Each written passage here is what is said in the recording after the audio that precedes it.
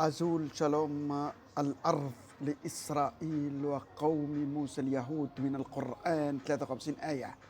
والتاريخ والآثار ديفيد سيتي وتمبل سليمان.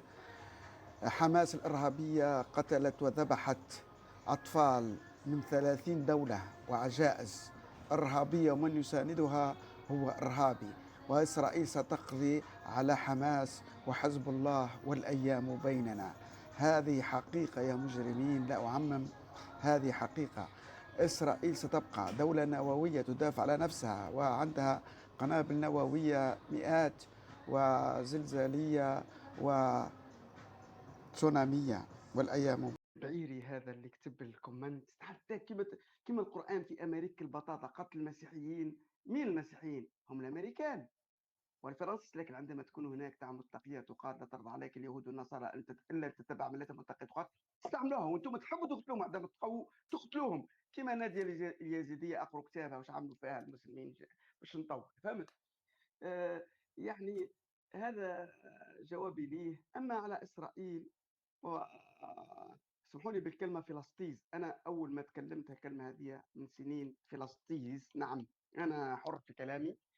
هذه فلسطيز كذبة، أكبر كذبة في تاريخ البشرية، وأنا عملت حلقات تكلمت عليها. باش نعطيكم بعض يعني باش ما نطولش. أقرأوا يعني يا بني إسرائيل فضلناكم على العالمين، حتى التوراة ما قال لهم عليه السلام. تقول لي ماشي بني إسرائيل اليهود، نعطيك بتاع اليهود أورثهم الأرض. سورة المائدة من 20 إلى 27 ايش تقول؟ 20 تقول المعنى: أعطيناكم الملك والنبوة يا قوم موسى، يعني اليهود، يا قوم موسى أعطيناكم الملك والنبوة يا سلام. تمشي ال 21 المائدة 21 تقول يا قوم موسى اليهود: يا قوم ادخلوا الأرض المقدسة التي كتبتها لكم ولا تنقلبوا على أدبارك فتنقلبوا خاسرين. قلم الله اليهودي هذا الصهيوني، يطلع صهيوني عامل موساد، قلم يا يهود ادخلوا الأرض المقدسة أورشليم واقتلوا من فيها. قالوا له فيها قوم جبارون طوال. فهمت؟ احنا إنسانيون، مش عرفات اللي صبعي أطول منه، لا مش شعب هذا، الشعب هذا جاء بعد، مش ندخل في الثانيين. فيعني شردهم في البرية 40 سنة ورجعهم. كذلك يعني سورة الشعراء 59 تقول أورثنا الأرض لبني إسرائيل. يا مسلمين يا فلسطينيين أقرأوا الآية هذه الأعراف 137 الضربة القاضية. نعطيك مش تقول سورة الأعراف وتفسير قرطبي وابن كثير والسيوطي بقروهم كذلك، لا لإنكار، مرض إنكار. تقول لبني إسرائيل: يا بني إسرائيل أورثناكم الأرض من مشارقها إلى مغاربها. تفسير قرطبي وابن كثير وكل يقول لك أورث الأرض من الفرات إلى النيل، من العراق إلى مصر. يعني الله طلع صهيوني، طلع حتى الصهاينة يقول هيك محبتي لهم. طلع عميل موساد، ليش أعطاهم الأرض؟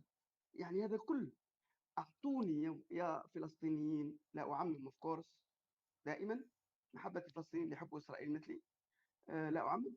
يا فلسطينيين يا مسلمين أعطوني كلمة فلسطين في القرآن واعطيك $1000 هاو قدام الناس الكل، مثلا ماشي اكرهكم الله. كذلك في الكتب السماويه. كذلك انا زرت اسرائيل، زرت معبد سليمان، تمبل سليمان، عملوه تحت في المسجد الاقصى.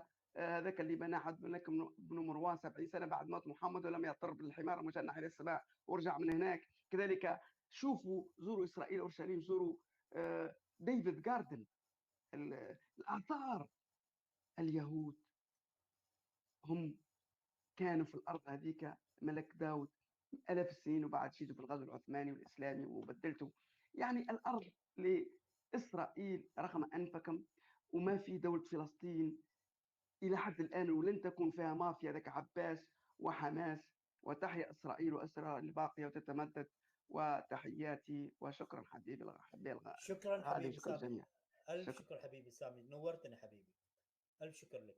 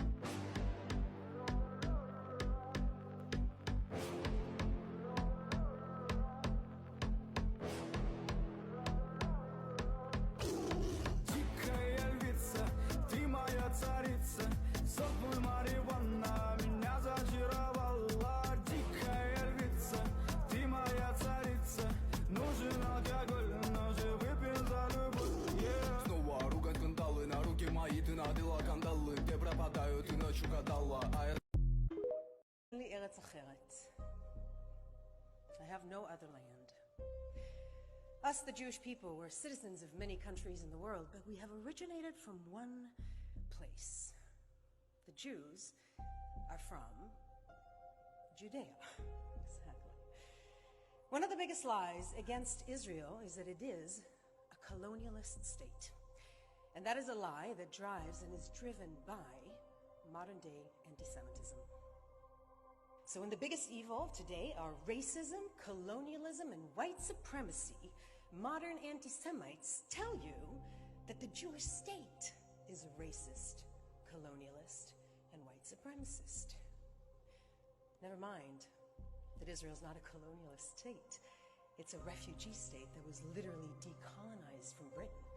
Never mind that a majority of Israeli Jews are people of color that have been ethnically cleansed from other parts of the Middle East. Never mind that throughout history, the only indigenous sovereign entity to exist in the land has ever, always been a Jewish state. Never mind the Jews originated from that land.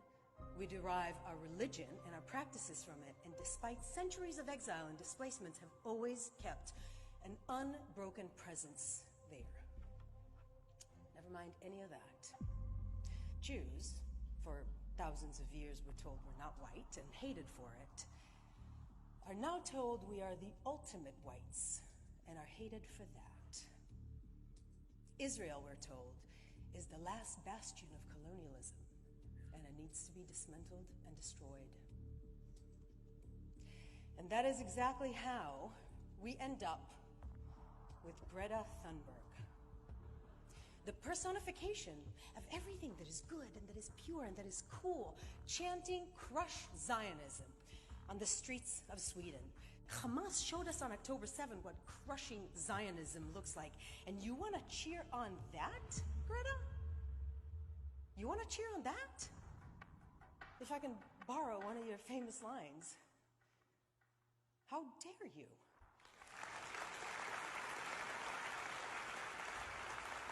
This is how anti-Semitism works. Find what is most evil to you and blame it on the Jews, or today, on the Jewish state. I can understand why younger generations in Western societies feel guilty about the evils of colonialism. I can understand that.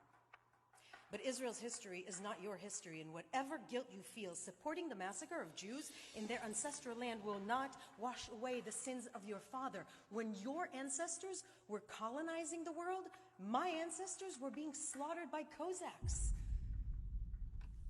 We were dreaming next year in Jerusalem of building a life raft in our homeland. We fled genocidal violence in Europe. We were ethnically cleansed from Arab countries all over the Middle East, and we built a liberal, democratic Jewish state. That is not a colonialist endeavor.